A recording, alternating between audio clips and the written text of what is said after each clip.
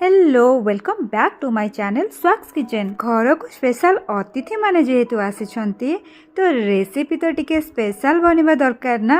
आपण माने तो मोर थंबनेल रु जानि सारिथिबे जे आज रो स्पेशल रेसिपी कौन अछि। आउ गोटे कथा ये आपण मानक मु कही रखिबी जे मु जेबे प्रथमे मोर वीडियो स्टार्ट करिथिली तो एई पिज्जा रो रेसिपी मोर फास्ट रेसिपी थिला। हेले मु तार लॉन्ग वीडियो आनी पारि नथिली ताकू शॉर्ट्स रे छाड़ीथिली।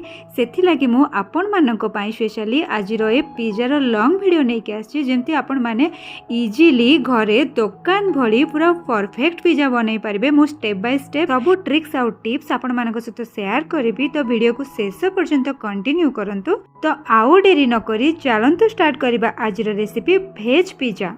पिज्जा पाई आवश्यक सामग्री मु एठी आपण मानकु देखै नउछि। एठी मु पनीर, मशरूम, टमाटो, पियाज, 3टा कलर रो कैप्सिकम, स्वीट कॉर्न आउ ऑलिव को नै जाय छै। आउ बाकी जिंस जहा भी दरकार अछि मु आपण मानकु आगो को देखै नेबी। तो पिज्जा बनेबा पाई एठी मु प्रथमे गोटे पिज्जा बेस नै जाय छै। एटा रेडीमेड वाला मार्केट रु किनि के आनिथिली। तापरे आमे गोटे स्पून सहाय्य रे गोटे स्पून चीज काढी की पिज्जा बेस ऊपर भल्लो भाबे स्प्रेड करिनबा। वर्तमान आमे सेथिरे गोटे चम्मच मेयोनीज पकेकी ताकू भी भलो भाबे स्प्रेड करिनबा ता ऊपर। देन आमे गोटे पिज्जा टॉपिंग रो यूज करबा। मु एठी आपण मानकु देखै नउची मु तो एटा यूज करे बहुत बढ़िया लागे एटा यूज करले। बाकी तो बहुत फ्लेवर रो पिज्जा टॉपिंग मिले हेले मते सबुठे एटा ही बेसी भलो लागे। देन पिज्जा टॉपिंग रु 2 चम्मच नेई की आमे ताकू भी भलो भाबे पिज्जा बेस ऊपर स्प्रेड करिनबा। एठी आमे गोटे सेट चीज को छोटो छोटो खंड करके काटिकी सेथिरे पकेई नबा। मो पाखरे 3 प्रकार रो चीज अवेलेबल थिला बोली मु एठी यूज करिछि। आपण मानको पाखरे जदि नाही ताले आपण माने केवल मोजरेला चीज भी यूज करके करि परिबे। एमिति छोटो छोटो खंड वाला चीज को मोजरेला चीज बोली कहा जाय। तो आमे आ ऊपर गोटे मुठा मोजरेला चीज को स्प्रेड करि नबा। चीज आपण माने जतिकी क्वांटिटी रो यूज करिवे सेही हिसाब रे पिज्जा रो आपण मानकर थ्रेड बाहरिबो। वर्तमान आमे गोल गोल काटी रखिथिबा टमाटो को सेथिरे सजै नबा। टमाटो सजै सारिबा परे आमे काटी रखिथिबा लंबा लंबा 3 प्रकार रो कैप्सिकम को से भितरे स्पेस देखिकी देई नबा। कैप्सिकम परे आमे काटी रखिथिबा पियाज को सेथिरे सजै नबा। पियाज एमति टिके बड़ बड़ करिकी काटिकी पकेले पिज्जा रे भलो लागे। तापर आमे काटी रखिथिबा छोटो छोटो पनीर खंड को सेथिरे पकेई नबा। देन मु एठी मशरूम को तेल रे गोटे रु 2 मिनट टिके फ्राई करिकी पकेई नेछि जद्वारा मशरूम रो स्मेलटा एते पिज्जा रे रहिबनी। किछिटा स्वीट कॉर्न को सेथिरे पकेई नबा।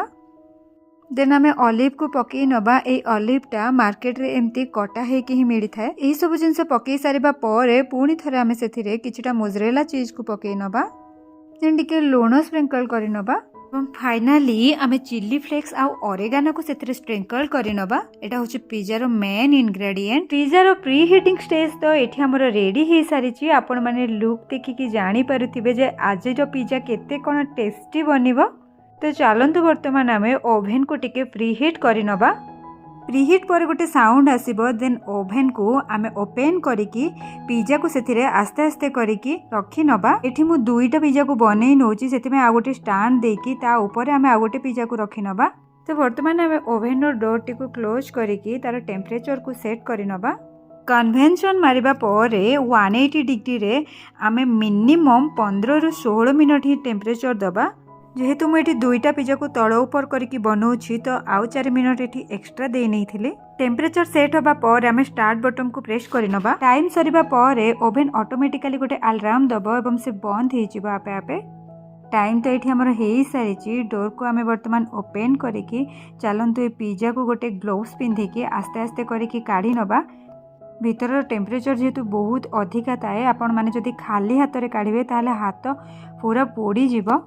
थिलागी आपण निहाती गोटे ग्लोव्स यूज करंतु या गोटे पीतिपातिया सहाय्य रे भी काढ़ी परिबे। तो एठी मु 2टा उपाय रे केमती कोन काढ़ीबे आपण मानकु देखै नउछि।